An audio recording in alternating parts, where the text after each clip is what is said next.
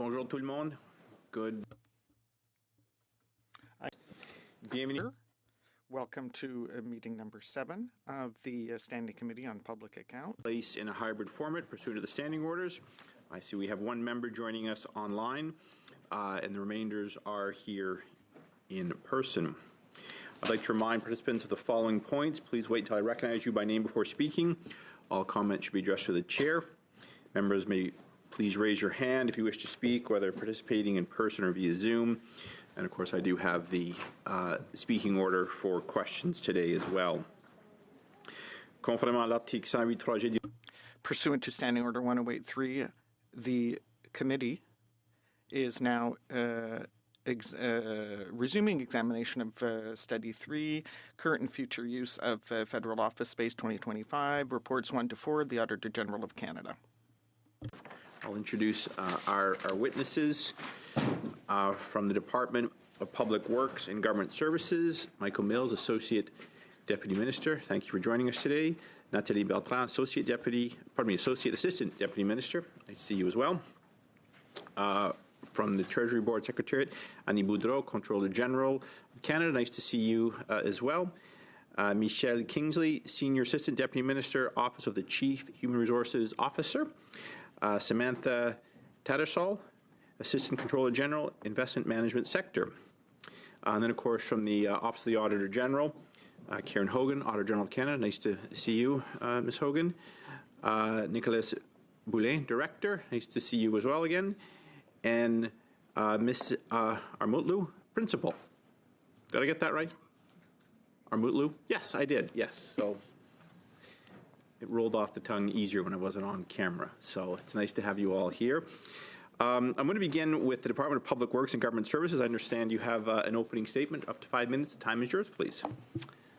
Thank you, Mr. Chair.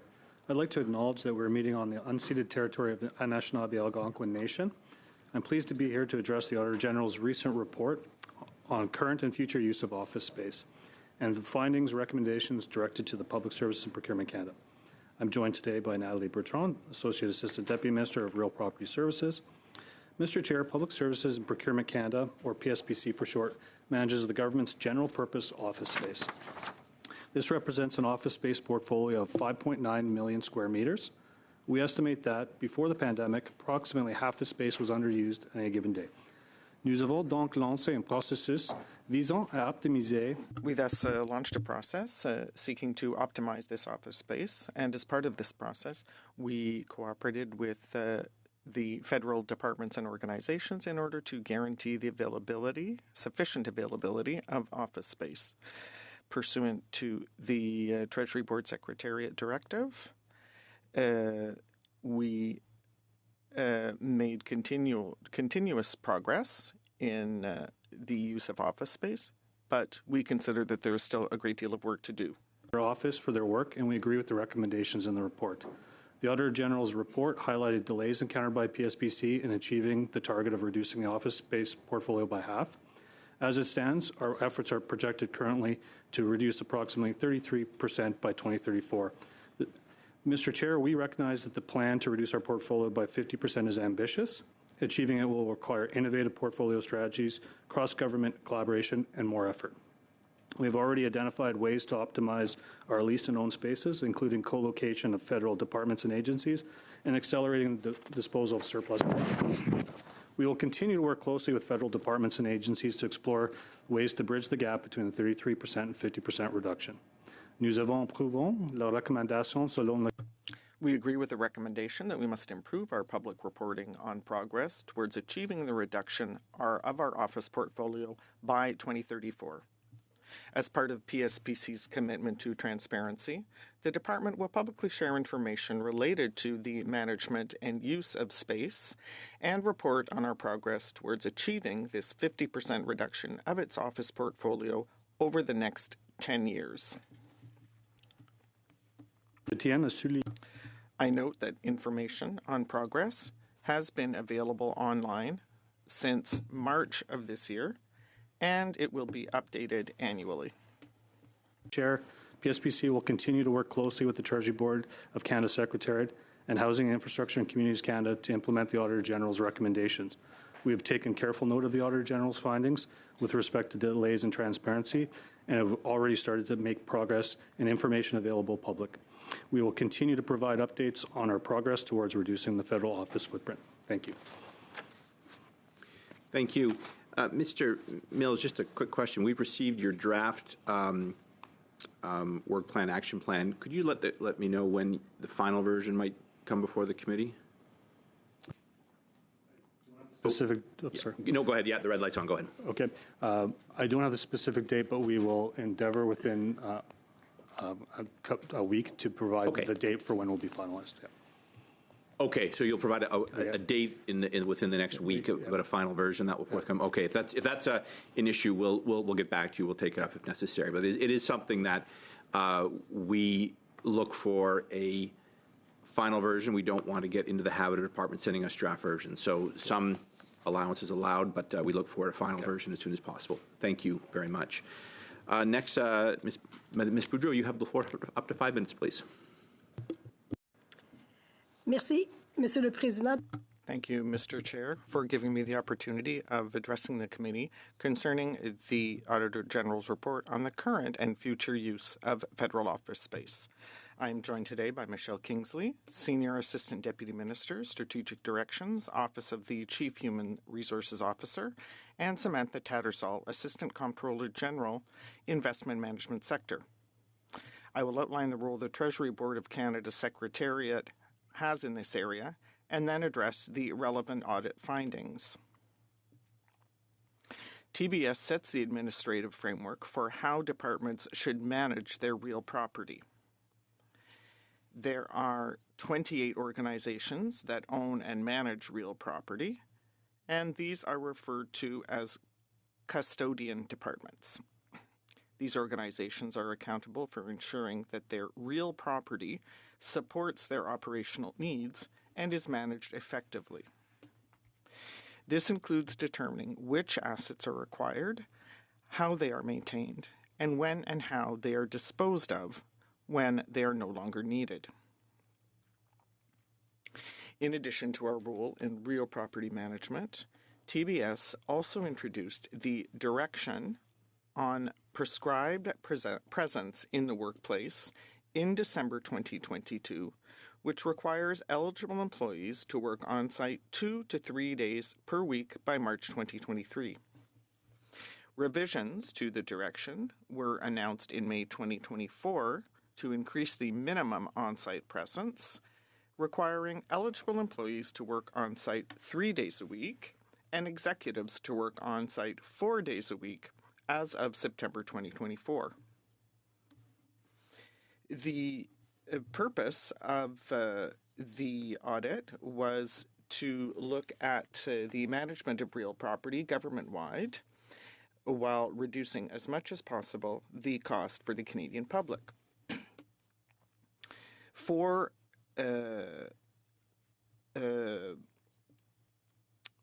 issues were included, and in particular, we looked at the Centre of Expertise for Real Property.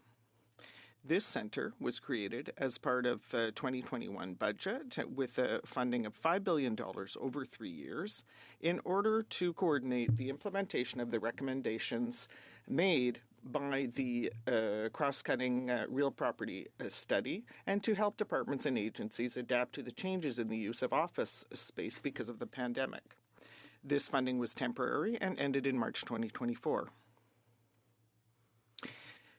Mr. Chair, the Auditor General observed that the Centre had played an important leadership role in supervising the implementation of the recommendations coming out of the study. The audit also showed that further to the dissolution of the Centre, TBS's capacity to ensure leadership and the coordination required to implement these recommendations had decreased. The TBS agrees with the Auditor General's conclusion that the Centre made considerable progress in implementing improvements to the management method of real property under the federal government. The Auditor General recommended that TBS suspend the the study in order to prioritize work that could be undertaken, taking into consideration feedback from the real property community. We will then consider options to address the identified priorities, including exploring funding strategies and identifying what can be delivered with existing resources. In closing, through the Office of the Auditor General, TBS will continue to support the improvement of federal real property management as part of its basic responsibilities. We will continue to develop policy, provide advice to the community, and support the professional development of those working in the real property area. I will now be very happy to take your questions. Thank you. Thank you. Ms. Hogan. Mr. Chair, thank you for this opportunity to discuss our report on the current and future use of federal office space. I would like to acknowledge that we are gathered on the traditional unceded territory of the Algonquin and Anishinaabe people. Puisque j'ai comparu devant ce comité la semaine dernière, since I appeared at this meeting last week, at this committee last week, I know that my statement was distributed, and we will be very happy to answer the questions from the committee members in order to better support its work. And I am going to give my time back. Thank you. Round, which consists of 3 members, 6 minutes each. Ms. Kuzi, you have the floor to kick us off, please. Thank you very much, Chair, and thank you to all of our witnesses for being here today. Merci beaucoup pour être ici aujourd'hui. Thank you for being here today. General's report made it clear that your department is not on track to deliver the 50% reduction in federal office space over the 10-year period. I find it hard to believe that PSPC will even reach the new 33% planned reduction, given since 2019 the government has only reduced federal office space by 1.6%. What gives you the belief that you can reach this target? Thank you, Mr. Chair, for the question. I have a number of points that I'd like to raise in terms of the progress today. We acknowledge that we have not hit a large number of progress, in part because between 2019 and 2024, we didn't have a approved policy to hit the 50% reduction supported by an approved funding source. That came in the 2024 budget, but also in between the pre-work that was done in 2019 and 2024, we had a severe disruption to the portfolio and to our work program because of the pandemic. And the last piece I would just kind of mention is part of what we were doing in that interim was running procurements and initiating large capital projects that will actually result and enable reductions in outer years. So I can appreciate at the moment that the progress has been relatively modest, but as we look around the city and we look across the river at Place de Portage 3 or La Terrasse de la Chaudière, we have hundreds of thousands of square meters of office space that is being modernized today, which will enable reductions 2-3 years down the road. So we have made some progress over the last year. We will see as we go further along and complete our capital projects, which can take 3 to 5 years each, we will start to see an acceleration in the amount of reductions. Thank you for that response. The Canadian Press reported last week that the updated in-office rules for public servants is thwarting, and that's their word, not mine, thwarting plans to sell off office space. Do you agree with this statement? The current footprint that we have is sufficient to accommodate the amount of employees with the current requirements of prescribed presence in the office. We do have additional capacity to have more presence in the office. We continue to work on our plans to see on our reductions, but again, the 34% reduction was based on the current program that we have with prescribed presence in the office and based on the work counts that we have today. Okay, thank you for that. As I mentioned previously, the Auditor General's report shows that the government has only reduced space from 6 million square meters to 5.9 million square meters, again, just 1.6%. Her report outlines the full-scale implementation began only in 2024, 5 years after the program was announced. Can you understand why Canadians might be skeptical that this program is more than a project for the government to display that they have the capacity to oversee a housing crisis where costs have doubled, young Canadians have been priced out of their homes, and mortgages have doubled?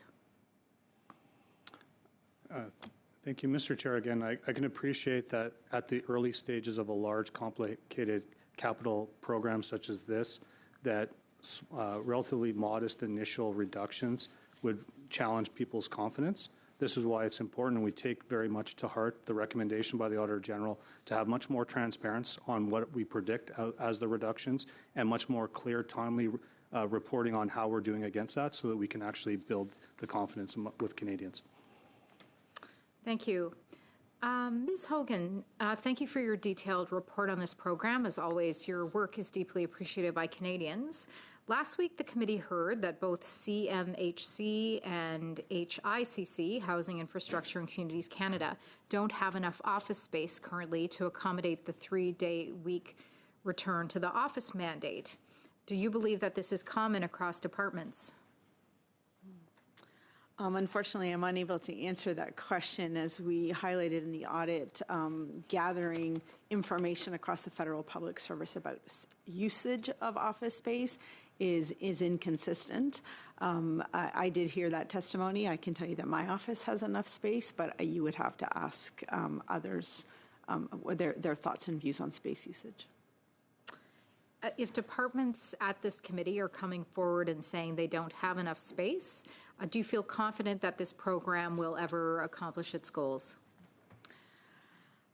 So again, I believe that they commented on not having enough space with the current way their offices are laid out. One of our findings in our audit was about the need to modernize workspace, to move away from traditional, everyone has a large office or cubicle, to something that allows for hoteling and more activity-based work. Progress has been slow on that, and I think until that happens, many will likely report that they don't have enough space under the current setup of their office. Thank you very much. Merci beaucoup. Thank you. Up next, Mr. Osborne. You have the floor for up to 6 minutes, please. Just in terms of, and for Mr. Mills, in terms of the modernization of workspace, when we look at the prescribed presence in the workplace and how that has changed over the last couple of years, and I mean, who knows, it may change again in the future, we don't know that. The modernization of workspace, sharing of workspaces, how realistic is that now that we have a difference in the prescribed return to work? Thank you for the question. Mr. Chair, at present, we have around 30% of the public service that's already operating in modernized space. Those that are operating in modernized space, we are confident that it is actually serving their needs, that they're able to accommodate flexible hybrid work arrangements. Another key part of this is actually the technology. So we need to both have the modernization, have the more presence of what we're calling GC Wi-Fi, and so enabling Wi-Fi enabled space. With the presence of GC Wi-Fi and modernized space, we can accommodate much more flexible work arrangements, and we can actually accommodate departments into the future. Okay. And again, for Mr. Mills, thank you for that response. There are departments, as a landlord, I can't imagine having to negotiate with my tenants on when they move or if I need that space back. But the Auditor General found that there was no financial incentive, that budgets were not reflected by the space that was utilized, and that tenants were not cooperative with PSPC in terms of the desire to move or showing a lack of desire to move. That obviously creates constraints for you. We can have recommendations or policy provided by elected officials, but if departments are not responding to you as the landlord, how do you get around that? Mr. Chair, I think just by way of kind of insight, it's important to start off and acknowledge that when we move to a new space, PSBC pays part of the cost, which we call the base building, which is actually fitting up the hard surfaces, walls, carpeting, ceilings, and whatnot. But departments incur a cost, and that cost is to purchase new furniture. It's also to purchase security systems and technology. So I don't want to characterize it always as departments are resistant. Departments, we have to try and align departmental budget decisions with PSBC budget decisions, and they don't always align that easily. The other part that I would say around moving forward is that it is really disruptive to actually move a department from one location to another location. Sometimes what we have to do is actually move a department out of their building, which we call swinging them out.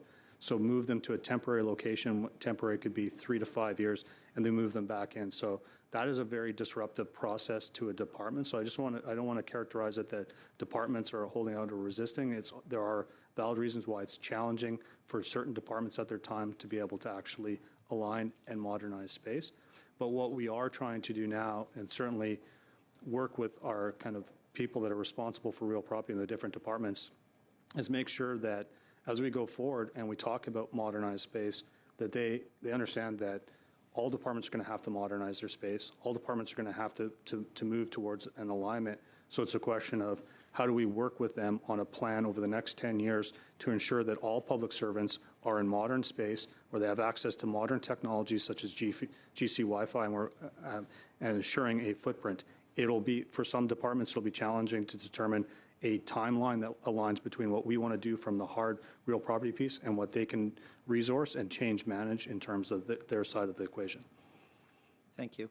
In terms of comparing apples to apples, you have not been getting the information required to be able to properly measure. Different departments report to you differently. If there are recommendations coming from this committee, how do we standardize the information that you collect so that we are measuring departments equally? We have a greater understanding of space that is available, the utilization of that space, and you can better manage the space that you are managing. Mr. Chair, I think if there was to make a recommendation on this, I don't think any of the three broad methodologies for measuring an office presence, whether that be network connections, card swipes, or booking tools, is perfect. What I would recommend would be a standard for each three of those, and then a methodology for having kind of a primary calculation with a secondary, so that we understand with a greater kind of degree of confidence what the likely presence is. I would like to also note that prior to the pandemic, prior to the mass adoption of hybrid, we didn't ever measure utilization. The private sector didn't measure utilization. So everyone is looking at this now because it's a much more contextual topic. The provinces and territories are looking at this. So I think we will be able to leverage some of what others are doing in terms of methodology. But at the beginning, I think to have a common standard of how do we measure and apply the network connection data, how do we apply the card swipe data, how do we apply booking tool data, and how do we maybe have a primary calculation backed by a secondary, will get us better precision. It won't be 100% correct, but it could get better precision. Okay. The Auditor General pointed to other jurisdictions, Australia as the example identified in the report, and how they report on the utilization of space, excess space, and so on. Has your department looked at that model and how we can adopt similar models here? But that, in answering that, we have some departments who have not even responded to you. You can't report what you don't know. So layering the question that I just asked with how do we get departments to respond? Mr. Chair, maybe I'll turn to my associate ADM in terms of what they've looked at for other methodologies. But again, in terms of the way that we work with other departments, working with our real property leads in all the departments, these are a number of issues that we're trying to seek cooperation and collaboration, and also understand they may have privacy concerns, they may have data quality concerns in terms of sharing, but we will continue to work with departments. One of the benefits in terms of the network data is the more that we deploy SSC technology, the more the SSC can provide a larger window into departments in terms of data sets. But I'll turn to Natalie in terms of looking at the Australian method. Oh, it's on. It's on. Oh, I couldn't see. So thank you for the question. Mr. Chair, we are committed to working with central agencies and partners on the development of this standard methodology. We are working hand in hand with our SSC colleagues because we truly believe that technology is going to be the piece that actually helps us drive this forward. We have 3 or 4 different solutions that we are looking at and assessing, and we are committed to coming back with a final proposal by the end of the spring. Thank you, Mr. Thank you. Chair. That is your time. I let that go over just because you were on a roll there and there was extra time. So, suivant, c'est M. Lemire pour environ 6 minutes, s'il vous plaît. Monsieur Lemire, vous avez 6 minutes. Mr. Lemire, 6 minutes. Thank you, Mr. Chair, and thank you to the witnesses for being here today. I think that the more recent data will be welcome. Mr. Mills, at the last meeting of our committee, one of our Conservative colleagues asked about the different remote work policies were for the different departments and whether the 3 days was being applied. I think that may be your case, but do you have enough office space? Is that a real need for you in terms of working from home? Yes. Right now,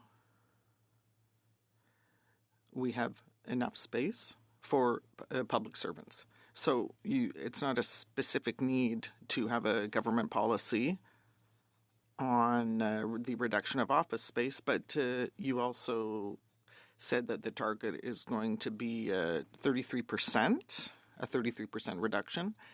Now, there is a contradiction, though, because HICC is increasing their office space to respond to working demand. So how do you explain that you have this reduction target, but at the same time office space is being increased?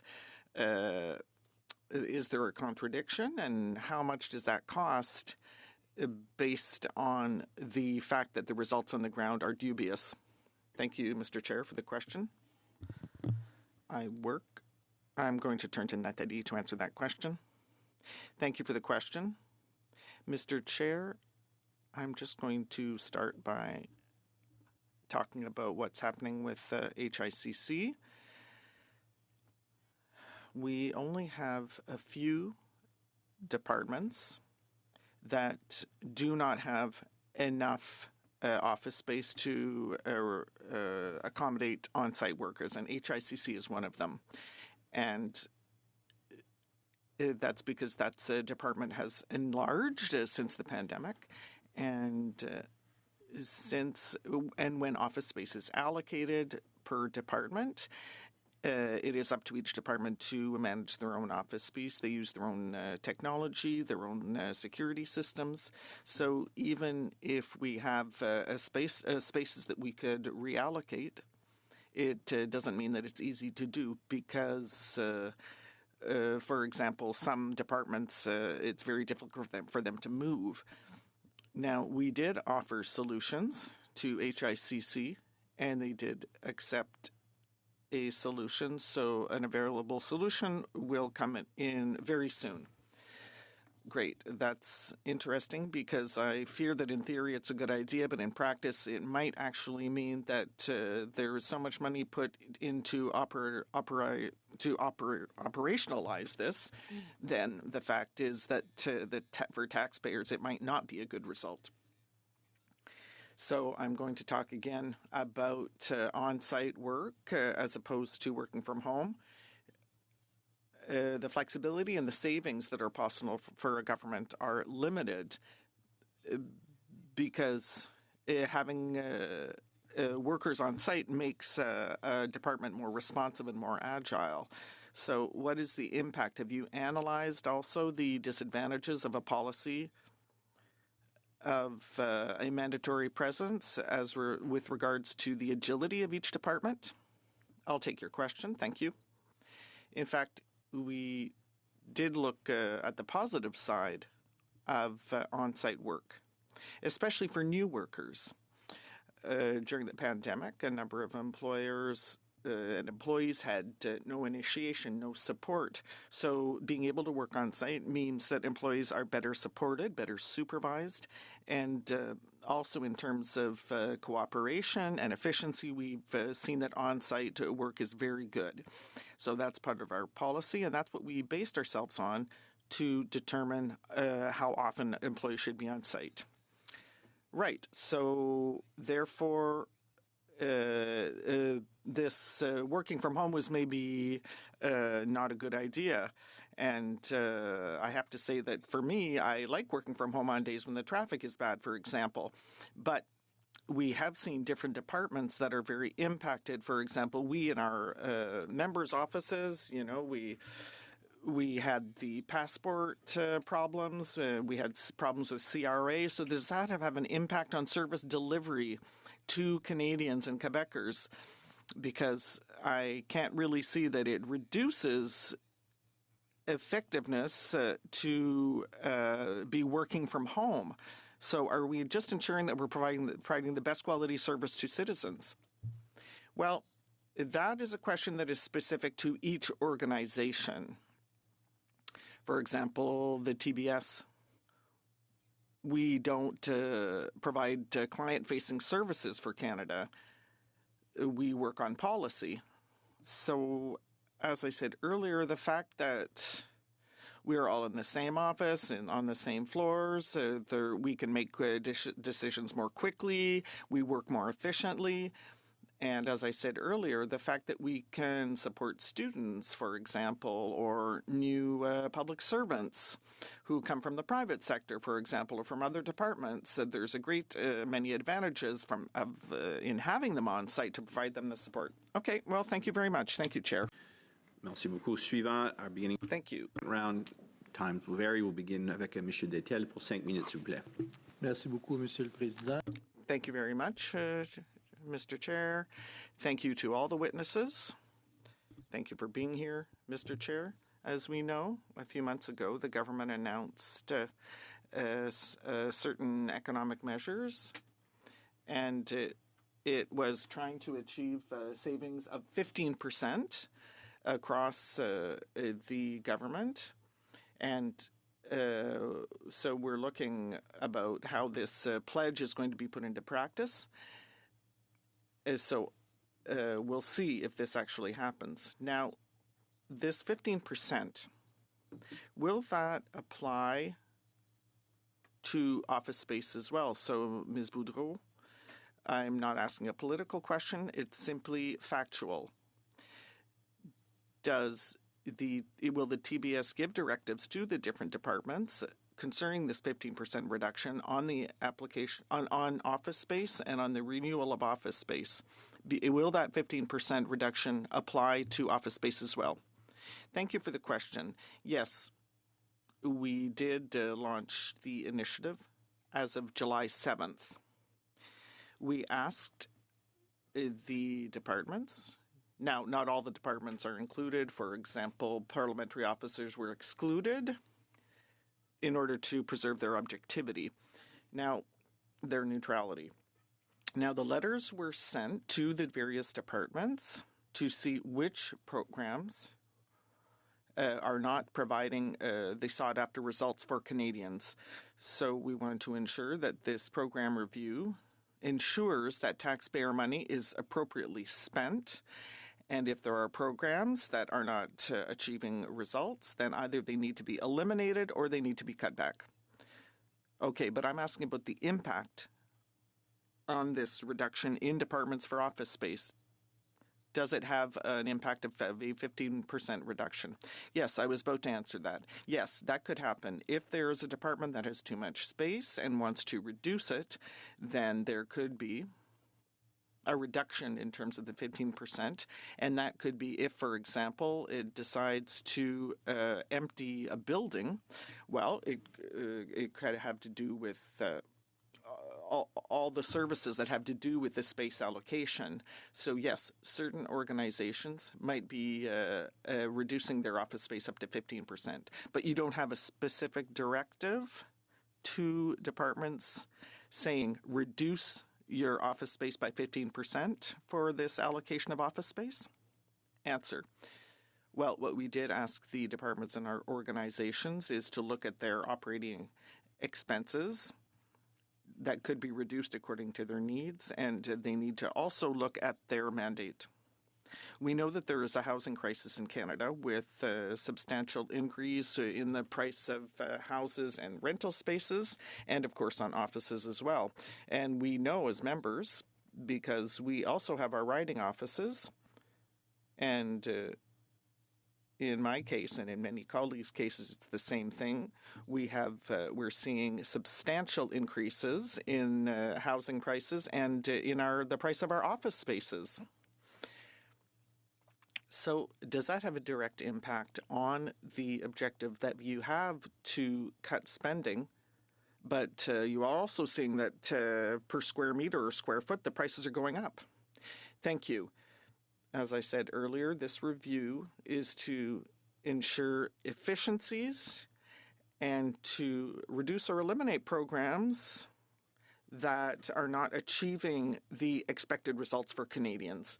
So that is the goal of the review we're doing right now. It is still ongoing, so I imagine that there will be results that will be made available once the review has been completed and decisions are made.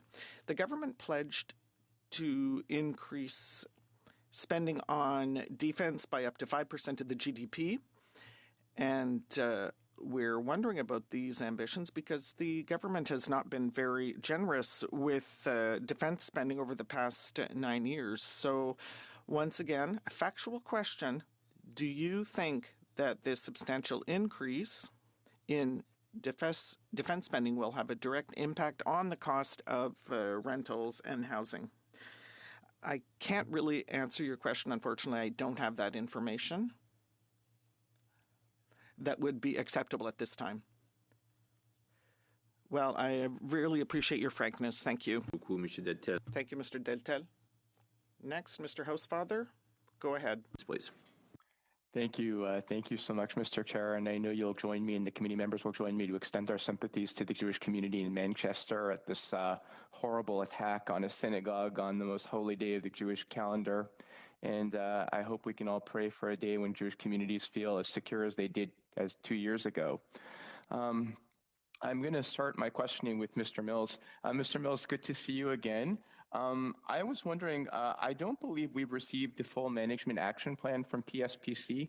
When can the committee expect to receive that? Mr. Chair, we did submit, as was discussed at the beginning, a draft action plan. We have sent it for comments. As soon as we have those comments reflected, we will present it to this committee. I endeavor within a week to get you a firm date on when we will actually have that submitted to the committee. Okay, so basically within the next week, we'll know what day you'll submit it. That's right, but we're going to work as urgently as possible to incorporate the comments that we have back to finalize this. We appreciate the need to get a timely final action plan to the committee. Okay, I understand. Let me move to a different question, Mr. Mills, which is related to the Auditor General's report. And I just want to read section 3.33 of the Auditor General's report, and then I'm going to have some questions. Some federal tenants reimburse or pay rent to Public Services and Procurement Canada for the office space they occupy, while others follow a different model where the amount of space they occupy has no impact on their budget.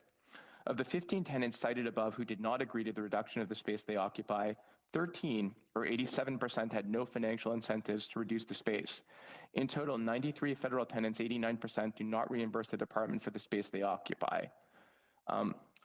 I just want to pivot to that, Mr. Mills, because as we both know, you also have the added problem that where there is no cost imputed to the budget for the space they occupy, there would be cost imputed to the budget if a tenant is required to move and buy new furniture and set up a new office space. So it seems that we've created a situation where there's going to be great deterrence for many of the federal tenants to actually ever want to reduce office space, because as you said, it requires them to perhaps move temporarily. It requires them to incur additional costs.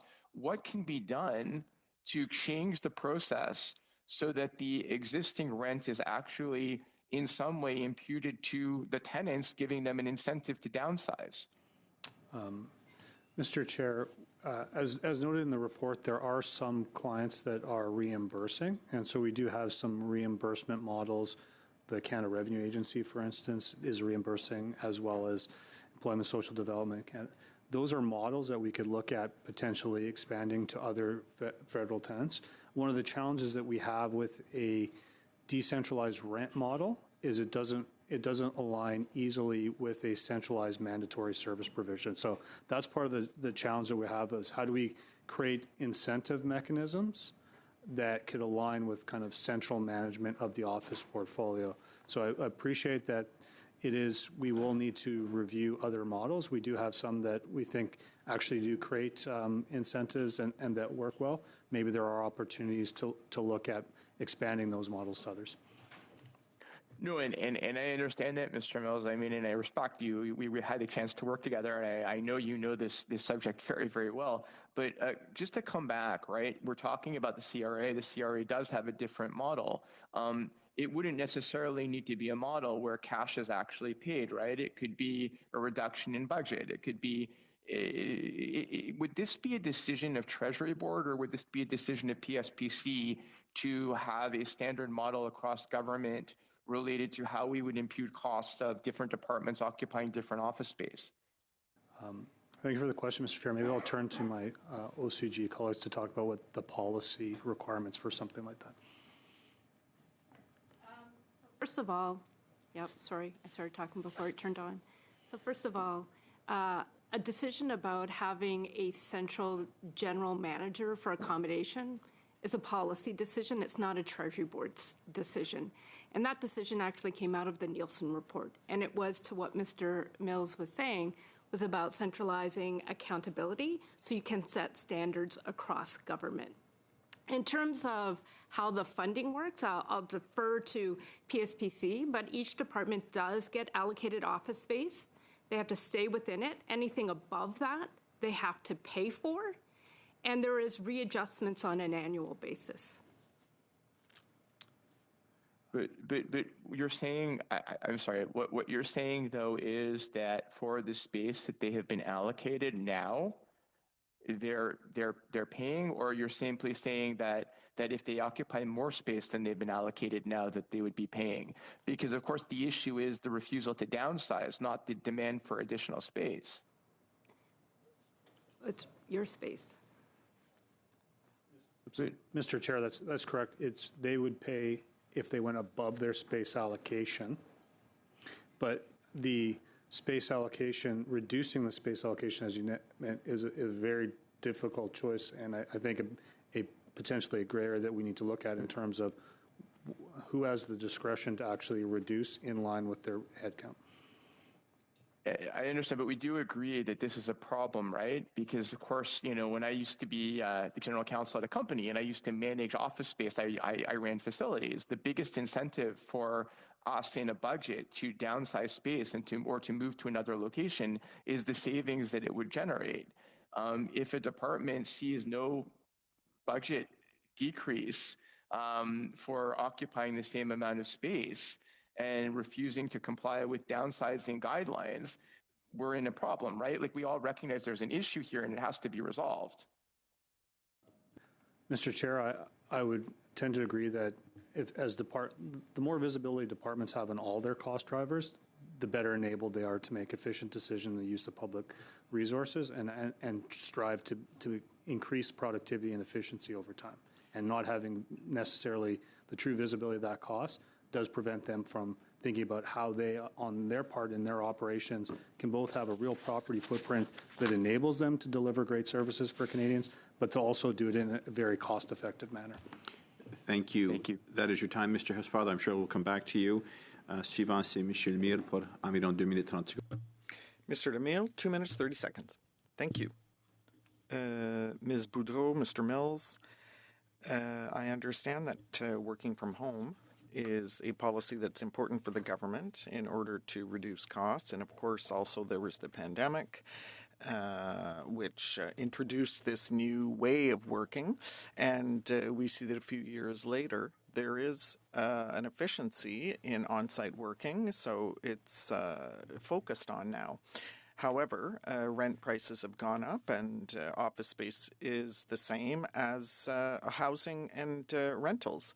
So if on-site work is increased, it's going to be more expensive. However, the Prime Minister is giving a directive to reduce operating costs across the board by 15%.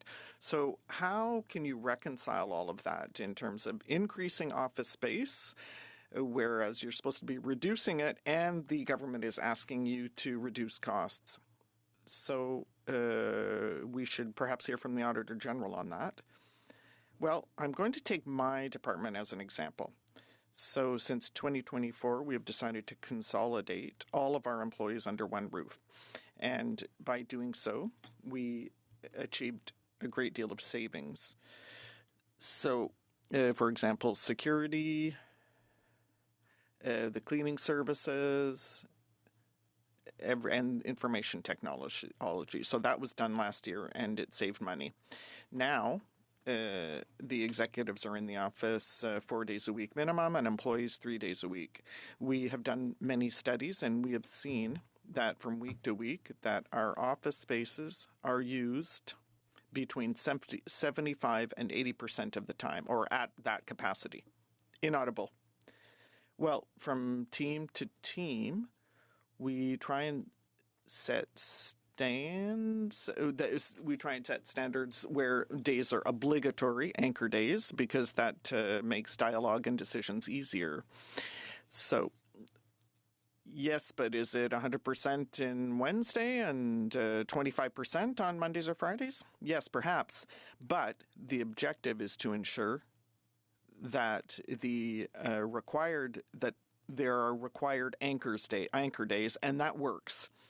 So we don't have a problem. So once again, I'm talking about my department.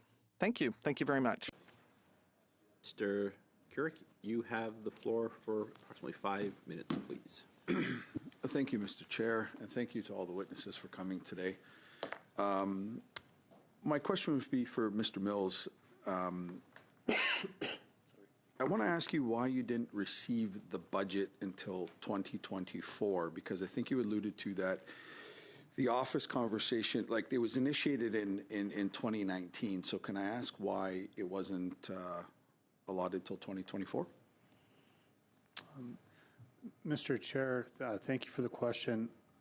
I believe that you'd have to ask the government why it went on that front. Well, we had been working on proposals, and I think by the time we actually had submitted a well-developed plan, it was more in line with a budget decision in 2024. So prior to that, we had plans, but we hadn't submitted, I'd say, in a formal sense for the complete budget for that. Okay, thank you. Would that be, I guess that would be a question for the Treasury Department then? That would actually be a question for the Department of Finance. Okay. Okay. Thank you for the clarity on that. My next question would be to Ms. Annie, Bordeaux. Is that correct? Boudreau. Sorry, I'm working on my French. That's my pledge to everybody, so thank you. So the Center for Expertise, or the Real Property, had started to identify some information gaps in the central database of federal real properties. After the center was dissolved, the Auditor General found that you didn't take any further action to address the gaps that it identified due to a lack of resources. What resources are you lacking? What resources are you lacking that you can't address the information gaps? Thank you for the question. The Center of Expertise was put into place in 2021, and we received at that time funding for a 3-year. So the funding sunsetted in 2024. So during that 3 year, we took over 119 recommendations coming from a report that we did internally. So that report highlighted several recommendations and areas of that we needed to do better. So we took upon ourselves, Treasury Board Secretariat, to reach out to departments and work with them and be really the liaison to make sure that those recommendations will be looked at. I'll turn over to my colleague Samantha, and she can explain you a little bit more in details in order to respond fully to your question. Thank you. So thank you for your question. So the Center of Expertise really had a coordination leadership role. Lots of recommendations, most of them were for departments. So it was setting out action plans, monitoring, and the implementation. And then knowing that you can never count on time-limited funding being extended, we really kind of prioritized key kind of areas that we thought could have impact. So we set up governance and visibility around real property. We really focused on getting departments, custodian departments, there's 28, to have real property portfolio strategies. So what's that? Many departments own multiple properties, so how do you manage in a way that you know what you have, you know what condition it's in, you know sort of what you need and what you don't need, and how you can dispose of that. And we also spent time focusing on professionalization. With respect to data, I think the key data gaps that were identified in the audit pertain to PSPC. So I will leave it to them to address those audit recommendations. Having said that, I will say there are data gaps in real property management. We do have a directory of federal real property. It is accessible to the public. It will give you basic data about usage, age of real property. There's still more work to be done on that. The one key thing that I will say is the COE did not change the core mandate of TBS. So it helped facilitate the implementation of these recommendations, but we continue to make progress on supporting the management of real property. I'm sure somebody will ask us a question maybe at that time. I'll stop, but we continue to do things that really support kind of the ongoing better management of real property across the government of Canada. Okay. Thank you. I appreciate it. If you have a follow-up to that, I'll allow it. Otherwise, your time is up. If you're going to, we can come back to you. I'm okay with that. Okay, thank you. Very good. Next up is Ms. Yip. You have the floor for 5 minutes, please. Thank you, Chair. Thank you for coming. My question is to Ms. Hogan and to Mr. Mills. On average, federal tenants reported data for only 31% of the buildings they occupied and 64% of their employees. Why are these numbers so low? What happens to tenants who don't report or partially report their office space usage?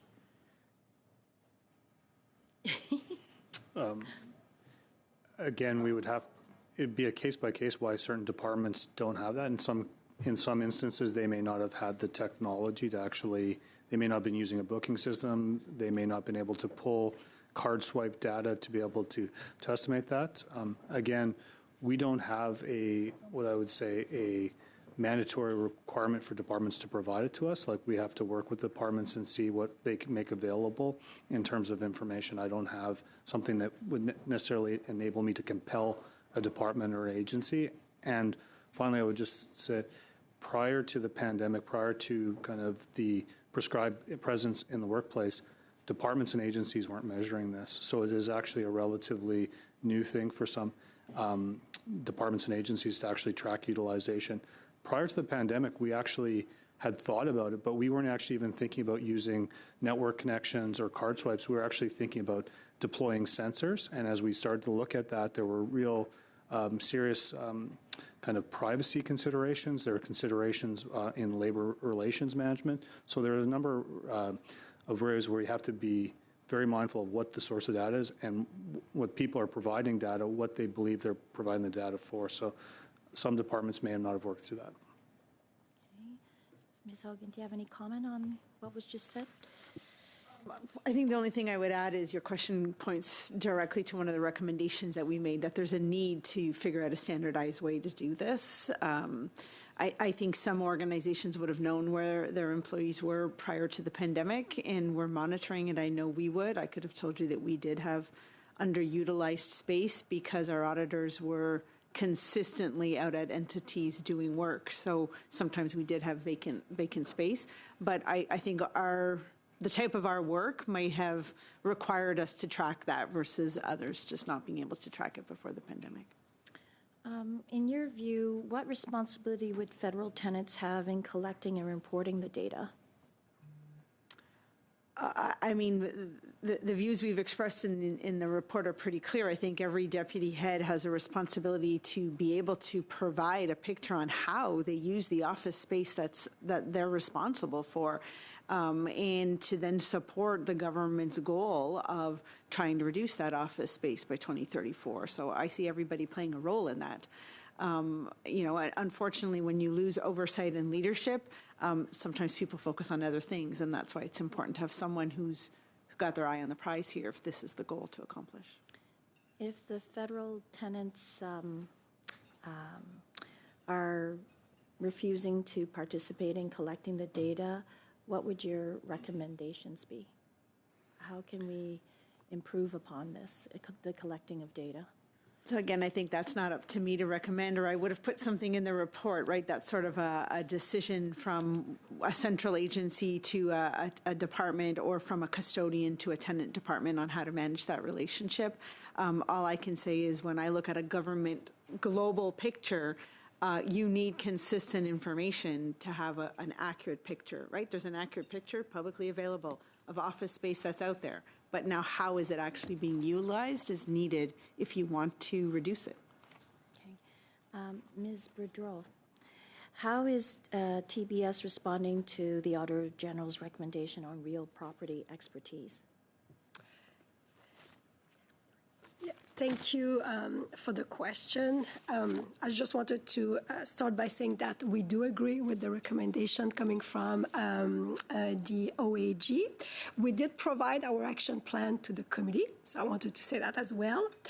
We have, our commitment is to conduct an internal review of all outstanding recommendations coming from the report that I did mention earlier. So I would break down that commitment in 4 buckets.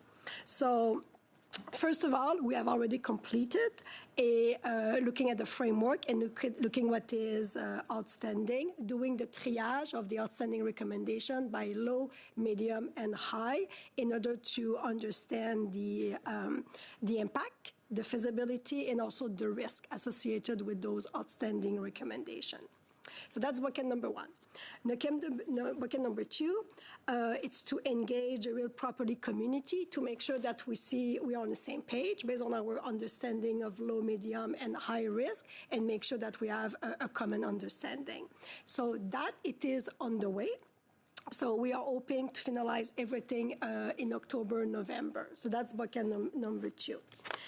In terms of after making sure that we have the right path forward in collaboration with all the departments, we're going to be looking at what financial resources that we have to push the remaining recommendation. This has not started because obviously step 2 is not completed yet. Once step 2 is completed, we'll be in a position to look what is the financial resources available to all of us and making sure that we can select those that are more at risk. So that will be step number 3. And at the end, we're going to confirm which one we're going to be working on in the future. And that will be done probably, I would say, in the next 6 months or so. Thank you. If you have a quick follow-up, go ahead. But if really quick one. Please do. Does TBS have the resources to take on what you just said? So like my colleague was saying before the Center of Expertise, we were still providing leadership in terms of the real property. and we will continue to do that. So having those discussions, we do that all the time. We reach out to the community to make sure that we understand their challenges and making sure that we're there to help them and also to share best practices. So do we have the expertise and the resources? Yes, but we will see at the end how many recommendations that we will need to follow up, and we'll reassess at that time, which will be step 3 and 4. Thank you. Thank you very much. Beginning our third round, which will consist of 5 members various times. Mr. Stevenson, you have the floor to kick us off for 5 minutes. Thank you for the everybody to be here to present to us. We had the questions last week in regarding questioned the housing infrastructure and communities, and they told us basically that Mr. Mills would be the one that has to answer with PSPC in regards to some of the information. Now, Ms. Boudreau had, or maybe it was Ms.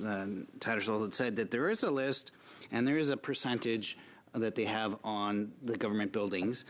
But I guess my main question is going back to what my colleagues have asked. There's no incentive here. So for the departments to actually do the cuts on some of those. And it was said that there's 28 custodian departments, and the departments are going to be responsible for determining what is vacant and not. But it seems to me that coming back, Mr. Mills, your guys are going to be responsible for saying, yes, we've actually done something. So how do we square this circle between saying there's not really good measurables, they don't have incentives on the departments, but you have to figure out where they're going to be cutting to make the progress. So I don't know what recommendations you have for us to give you the stick or the incentive to actually make the departments come to the same conclusion. And I do believe it's got something to do with your standardized measurements, which are not there. But can you tell us what other things can you actually make it so that the departments have to follow through, and in a year's time or so, it sounds like you're the one that's going to be responsible, even though the departments are the ones determining what is actually happening. Thank you, Mr. Chair. I guess the way I would approach it is what would be helpful for us as a government is to actually have some agreement on some very clear standards. So the amount of meters squared per employee, the types of space typology, where there may be areas for exemptions. I think that we can just 1 second, Mr. Miles. Mr. Stevenson, your microphone wasn't on. I've stopped the clock. Could you just say that again? And then sorry, you said the need to make the standards. I just want to say who's responsible. I want you to tell me who you think should be responsible for making those standards, and then so how we can measure them when they come to you later. Mr. Mill, you have the floor, and you can, of course, respond to him, but also respond how you like as well. So Mr. Chair, again, to make sure we're on the same page, I believe we should have a clear set of standards in terms of the amount of square meters, have mechanisms, as we talked about, for if a department, for whatever reason, wants to go beyond that, they could do it within their discretion and maybe have some other areas where they could get some savings if they wanted to be more aggressive and go below the standard. I believe also that we should have greater clarity on what types of departmental needs would justify certain exemptions to a very hard or a rigid or specific standard. I think in order to have that be the strongest instrument, it would need to be a government-wide policy, and we would need to have cabinet approval of such policy and direction. We could do it in a standard, we could do it in a guideline, but we wouldn't have the mechanisms to actually enforce, whereas if we had clear policy statement around principles, then we would be able to do that. We have none of those, and we're leaving it basically at this point up to cabinet to give you direction as to who's going to make that decision. So at the moment, again, Mr. Chair, we have a very voluminous number of guidelines, documents, standards that we have that were developed within PSPC, within the policy framework. What those guidelines and those directions lack would be kind of mechanisms to make sure that we can ensure that all are aligned and clear on what those are, and all recognize the need to follow them. I'm just going to take a bit of your time. You said cabinet. Could not the president of the Treasury Board enact that change that you're suggesting through the Treasury? Why would it have to be a cabinet decision and not, now that the line item's there, that couldn't come through the Treasury Board president as a policy? Maybe I'll defer to my Treasury Board colleagues to explain that. So Treasury Board, I'll wait. Treasury Board sets administrative policy for real property, the envelope, not the management of accommodation. Thank you. Anything to add to that, Mr. Mills? No? Okay. Thank you. Thank you for your time, Mr. Stevenson. It's unorthodox. I sometimes have questions. I usually take members' time from the official opposition. I'm going to have some more later as well, but your time is up. I'm going to go to Ms. Dirksen now. You have the floor for 5 minutes, please. Great. Thank you so much, Mr. Chair, and thanks to our witnesses who are joining us today. One of the risks of going later in the meeting is that a lot of what I wanted to talk about has already been addressed, so I'm going to try to flesh out some of the information that you have provided, and I'm going to start with Mr. Mills and Madame Bertrand. It seems pretty obvious that we are lacking some data. That seems to be the point of a lot of problems being generated, and this wild card being the tenants, right? And they're quite a variable. Madame Bertrand, you mentioned in a previous question, I think it was asked by my colleague, Mr. Osborne, that you were looking at 3 to 4 solutions to implement in order to standardize some of this data collection. Could you expand a little bit on what those might be? Thank you for the question, Mr. Chair. We are working very collaboratively with our SSC colleagues to look at some of the solutions that are available to us. Some solutions are maybe implementable, but in a much longer time frame, and that would be things like standardized security swipe accesses so that we would all have the same type of information. But that is not coming in the short term. In the short term, we are looking at software to be deployed on existing tablets. So that would allow us to record connections to government systems. So that is one of the solutions that we are actually testing. This is actually how at PSPC we actually track where employees are actually working from. But again, there is no standard software that is deployed on existing tablets. That would be one of the solutions that we're looking for, that we're looking at. Another one that we're testing are sensors and solutions that are deployed through JC Wi-Fi. Again, JC Wi-Fi is deployed in some spaces, but not all spaces. So at this point, what we are evaluating is what are the options, what would be a feasible option, and then determine how long it would take to deploy across our entire portfolio.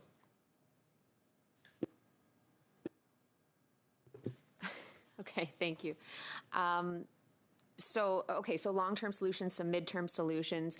Getting back to the problem I pointed out with the tenants being cooperative, for lack of a better term, would implementing those kind of technological solutions solve this problem if tenants were not willing to cooperate? Would there be policies in place that would require them to use those or utilize the technology that you implement? Mr. Chair, that's a difficult question to answer. I would, knowing my colleagues across government, if they were presented with very accurate numbers of utilization, I believe that many of my colleagues would be compelled to look at how they could reduce space if there was solid data that we both were able to see that space was not being utilized. I don't think that anyone's interest is to hold on to large pieces of underutilized space. In a lot of cases, I would argue that what we would see as underutilized space would be kind of around the margins where they're thinking we may have some expansions to programs, we may have some changes, we want to have the flexibility. I'm a little bit uncertain about giving it up, but I do think if you were able to present compelling, very validatable evidence that there's underutilized space, my colleagues would look and to work with us to reduce it. Certainly want to give a generous opportunity to our colleagues to, and hopefully they would be reasonable in their responses. I guess I'm thinking of, the potential rogue tenant who we've already pointed out, they're not incentivized. They don't want to go through the hassle of moving necessarily. So I wonder, I know we're kind of a retrospective looking committee, but if we're looking to the future with how perhaps lease agreements are drafted, is there an opportunity there to make sure that there's provisions that type of information is part of the legal agreement for leasing the space? Mr. Chair, something we could look at. We do, as we move through the evolution of our leases, we do add things. We've been adding the requirement to collect more information on greening results. We've added requirements to collect the volume of waste in buildings, so we may be able to look at that. Again, it would be very dependent on what the technology, how evasive it is. How can we ensure that they would safeguard the data to make sure that we're guarding the privacy of federal departments as well as the federal employees that work within them? So, thank you. You very much the poor systems operators trying to anticipate what we do on these speakers. Generally, they will click them for us, but if you just hold for a second, the light should turn on. Suivant, c'est Monsieur Lemire. Vous avez 2 minutes. Mr. Lemire, 2 minutes, 30 seconds, and I'll give you that time again. Thank you, Mr. Chair. Mr. Mills, you're referring to the importance of on-site work to improve efficiency. But I think that means work is more centralized.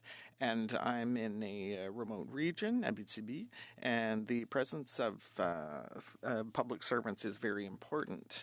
And the public servants must understand the reality of people who live in remote regions and service delivery.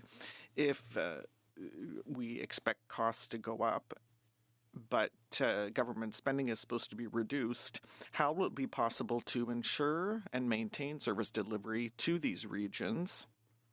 And how can public servants do their work? They need to be able to do their work and progress in their career. Thank you for the question. That is really up to each department. Each department manages their own office space, and they are the ones. But for example, in your department, how are you going to allow your public servants to be able to progress in their career if they live in the regions? Well, we do it already. We have a number of offices in the regions, and so our public servants there are able to develop their career in Winnipeg and Saskatoon. We have large regional operations in some of these offices. Yes, and in the upcoming years, if we see that there's a certain concentration, a certain centralization, I feel that the message this morning is to insist on on-site presence, and that doesn't always work in the regions. So is that going to be a priority that is going to be maintained, to have jobs in these regions? Mr. Chair, I think that our primary goal is to serve Canadians. So that is a factor in our organizations. And we need to choose locations in the different regions. I just want to say that offering service is one thing, but the quality of service needs to adapt to the reality of people. And if people live in remote regions, those services will be of better quality. Thank you. Suivant up next, Ms. Kuzi, for 5 minutes, please. Thank you, Mr. Chair. Madame Boudreau, in Budget 2021, TBS received $5 million over 3 years to implement 119 recommendations from the horizontal fixed asset review process. To do this, you created the Centre of Expertise for Real Property, which has since been dissolved. Prior to being dissolved, the center only implemented 18% of its recommendations. That comes out to a stunning $238,000 per recommendation implemented. Are you satisfied with this metric? I'm waiting for it to turn. Okay, it's turned on. So I think what's really important, just to start with, and thank you for the question, is most of the recommendations were for departments, and our role was really in the leadership and coordination and the implementation of those recommendations. A lot of the recommendations have a very long tail. So you don't just in 3 years improve real property, it's a long-term proposition. The one thing that I would like to highlight is that since the dissolution of the Center of Expertise, we haven't stopped working at TBS. So I'll give you an example, and I think it's one relevant for this committee because as we talk about housing and using federal lands, we look at how we can dispose of our federal lands to support that.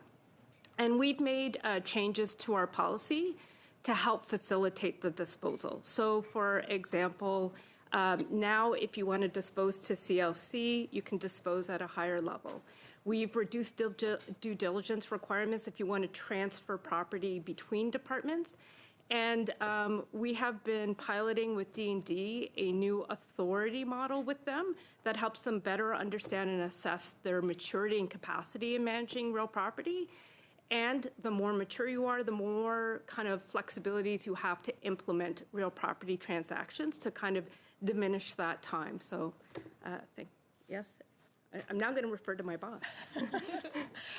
Thank you for your question. I want to highlight the number of recommendations either implemented or not. So I want to highlight the fact that progress on implementation of those 119 recommendations, as last reported just prior to the dissolution of the Center of Expertise.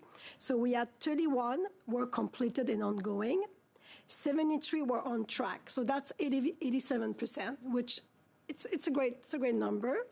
And only 15 were not initiated or were at risk. And like I said previously, we are working with departments to make sure that we look at those and rank them low, medium, high, and we'll be able to know which one that we're going to be looking at in the near future. Thank you.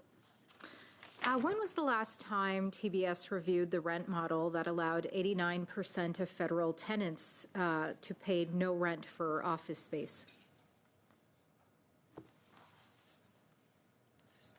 Yeah, I'll go. So in terms of the model, so the space allocation model, that comes in on an annual basis. So the way it works is every department is allocated a space. And then every year, and I'll turn to my colleagues at PSPC, they come and adjust how much they need for that based on price and volume. Maybe I can turn to my colleagues at PSPC. That's correct, but I'm afraid I'm happy to get back on when the actual policy came in. I'm not sure when that framework was established. 1980, the original framework for how we have a centralization of accommodation management was in 1985, following the Nielsen report. Okay, it's just concerning since tenants currently have no incentive to cooperate. Budget 2024 claimed $3.9 billion in savings over 10 years. Can the Treasury Board provide this committee the internal analysis behind the $3.9 billion figure, please?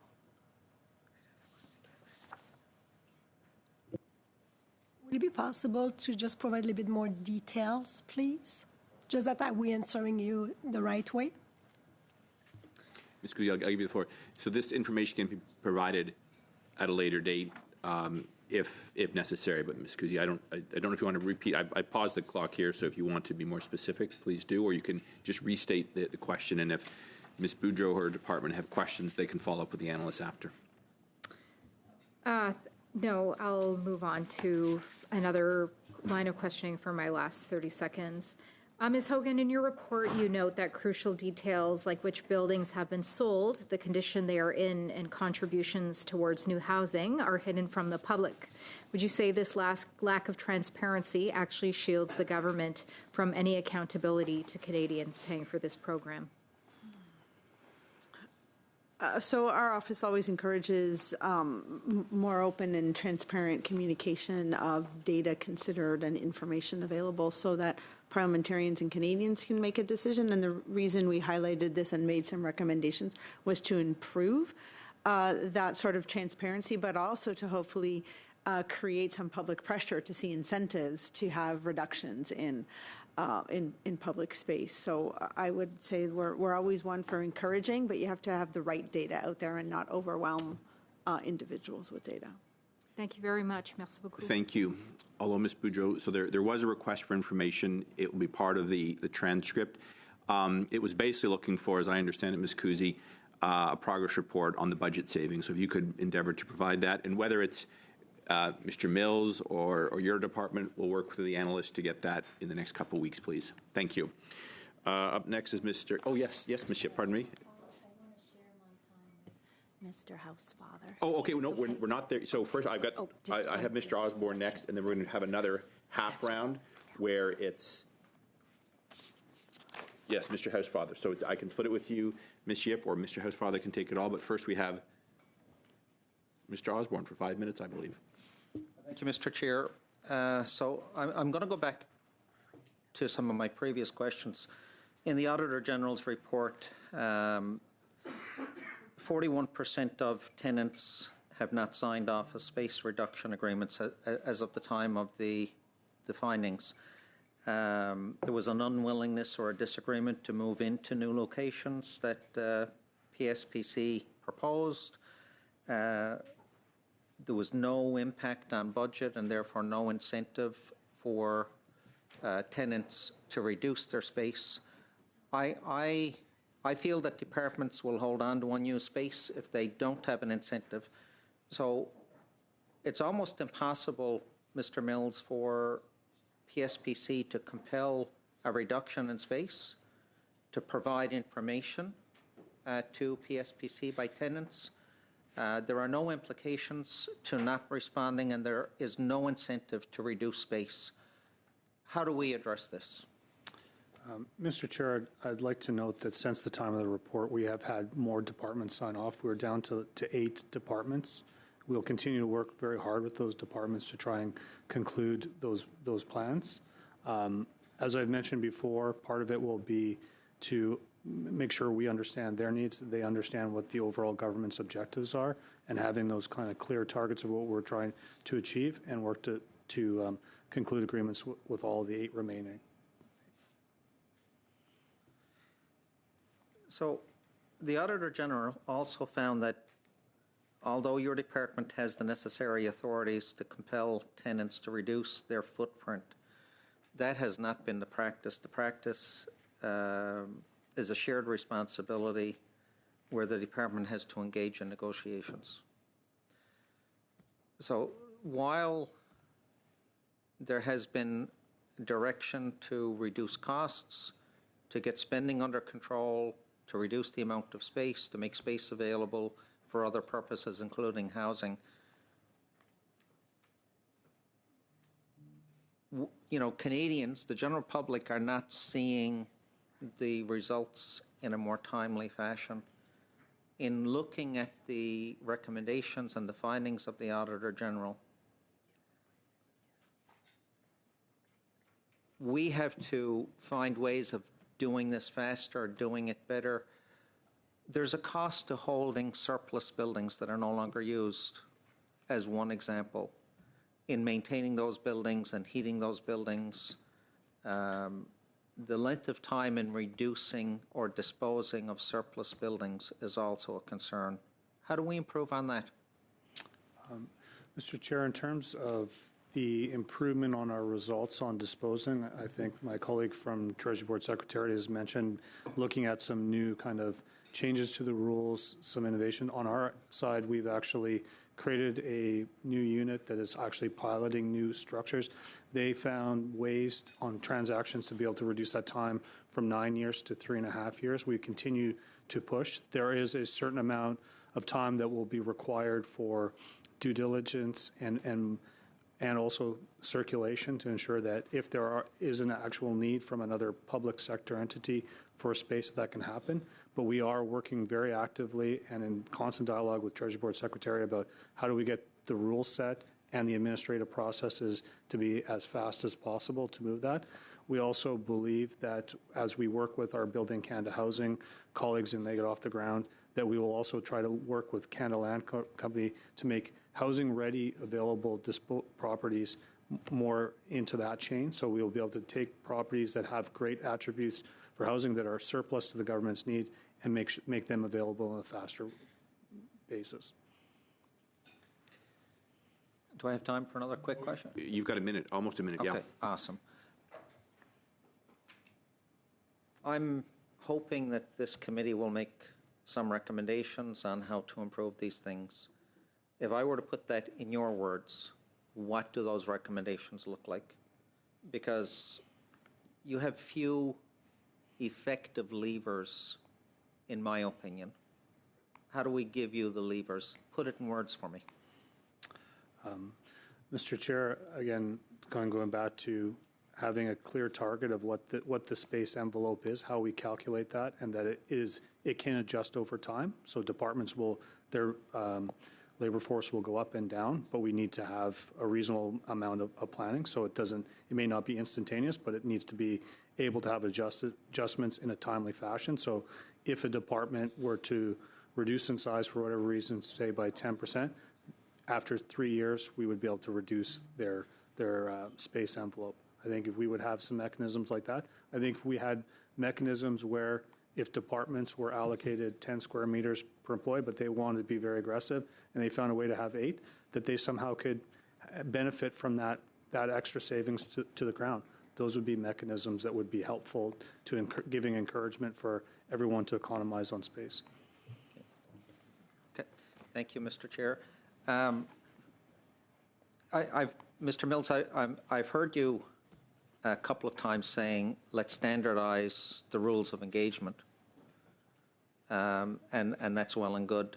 But I'm interested in how we ensure that departments are responsive in signing agreements to reduce their space and going beyond signing the agreement and actually reducing their space. There's an unwillingness for departments or agencies to move spaces. It's not convenient. There's no incentive on their budget. So while I agree we need to standardize the rules of engagement, we also need to put the levers in place. Mr. Chair, it's very challenging from my position as a common service provider to have an enforcement set on the rule set. So again, I wouldn't be able to talk to the consequence of not following that piece. Thank you.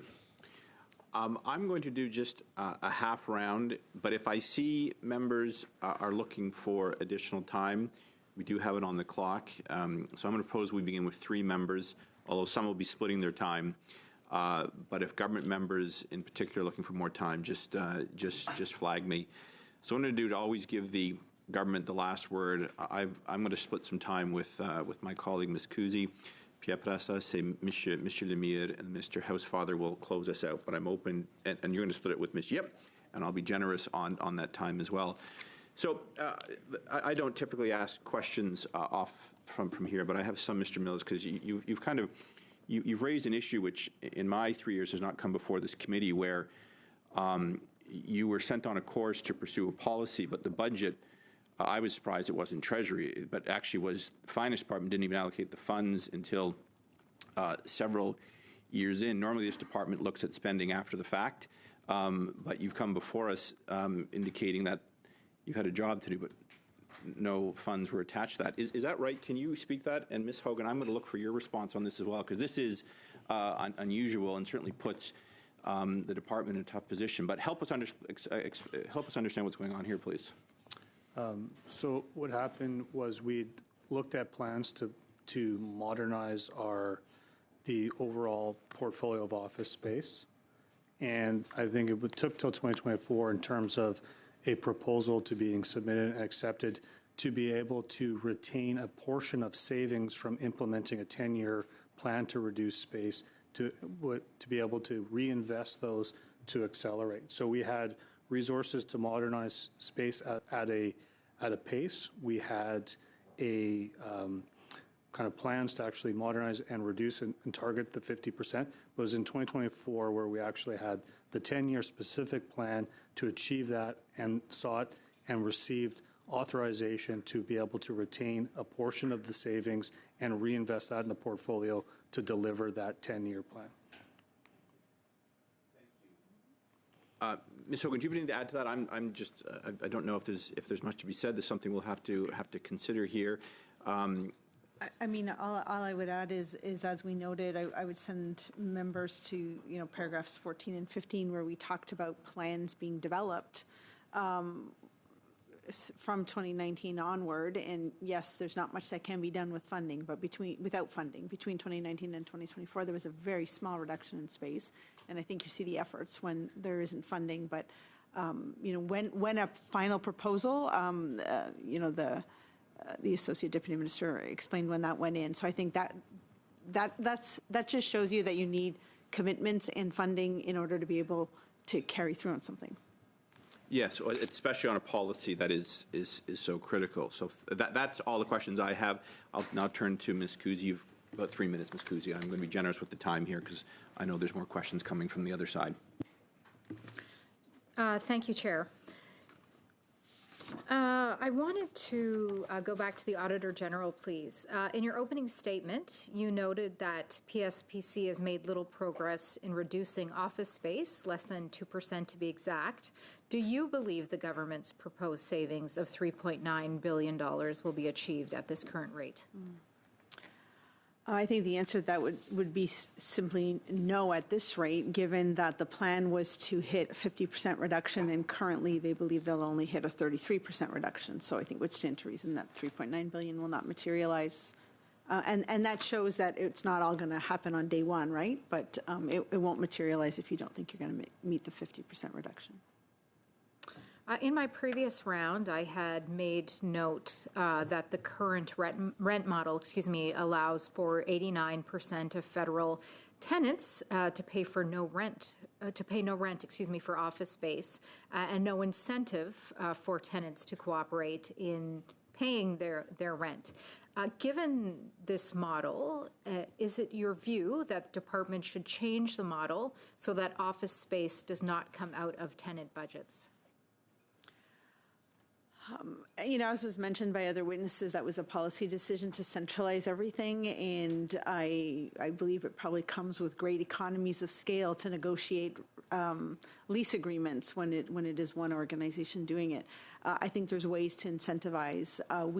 It doesn't always have to be about paying rent or not paying rent, and that's why we highlighted some of the concerns raised by Public Service and Procurement Canada, some of the concerns raised by tenants, and how some form of incentive, in our view, is needed to help. It doesn't always have to be financial that hits your budget. Thank you, Ms. Hogan. I'll go back to the Treasury Board now, and the $5 million over the 3 years to implement the 109 recommendations. According to the Treasury Board of Canada's website, it is the Secretariat's mandate to ensure tax dollars are spent wisely and effectively for Canadians. Is it your opinion that the now defunct centre spent tax dollars wisely and effective for Canadians, please? Thank you for the question. It was 119 recommendations coming from the report. Like my colleague said, most of the recommendations were for departments and agencies. For those that were us as the Office of the Primary Interest, we are still following up. We're still making progress, as highlighted by my colleague and I during this testimony. And we'll continue to look at the remaining and make sure that we are continuing to implement those recommendations that we believe are high risk. Thank you very much. Merci beaucoup. Thank you. Ms. Kuzi, I think your members are done. Is that correct? I believe that's my impression. I just want to double check here. I'm seeing no one nodding, so I'm going to go to Monsieur I believe that's accurate, thank you. Chair. Thank you. Thank you, members. I'm just trying to balance everyone's time here. Monsieur Lemire, vous avez 2 minutes 30 secondes environ, s'il vous plaît. Mr. Lemire, 2 minutes 30 seconds. Thank you, Chair. Ms. Boudreau, Mr. Mills, your departments are extremely important and symbolic for me. And I'd like to put a question that I put last week, and perhaps you can give it to me in writing. What is a rural community, a rural environment, in your opinion? What is the definition? Because it would allow for a different perception, because the rents are cheaper in different regions, so that this kind of decentralization might help understand the needs of these people and reduce costs. And I'm asking this question in a context where we saw this week Canada Post, which is undergoing a huge overhaul. And, you know, since the 1990s, Gatineau, in fact, has been considered a rural community. So if we want to modernize the public service, then I'd like to hear you on what the definition of a rural community is. Ms. Hogan, I'd like to ask you in closing a question.